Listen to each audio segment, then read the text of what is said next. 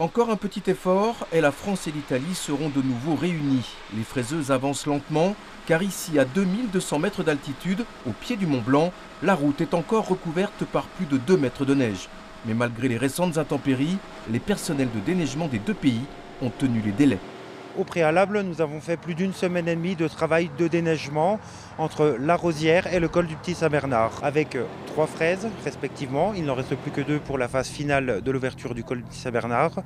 Et pas loin de 8 agents mobilisés très tôt le matin, puisque nous devons avoir des conditions météorologiques relativement fraîches pour éviter tout risque avalancheux. Chaque année, la jonction entre les engins français et italiens est un moment fort. Monsieur le curé y va de sa bénédiction devant une foule de curieux, mais aussi de passionnés qui ne rateraient le rendez-vous pour rien au monde. Je me rappelle une année, on partait de la Rosière. Vous savez, il y avait un petit chalet en bois, la douane était là-bas.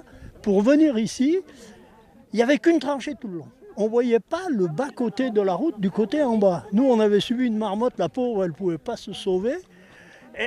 Non, mais vraiment incroyable. Mais je crois que c'était en 82, je ne suis pas sûr. Hein.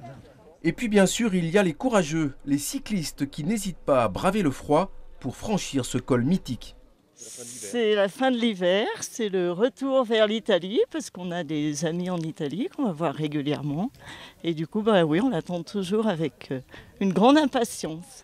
Premier vélo, première moto et aussi première 2 chevaux. Dominique est un amoureux de la petite voiture française et pour lui aussi, pas question de rater l'événement.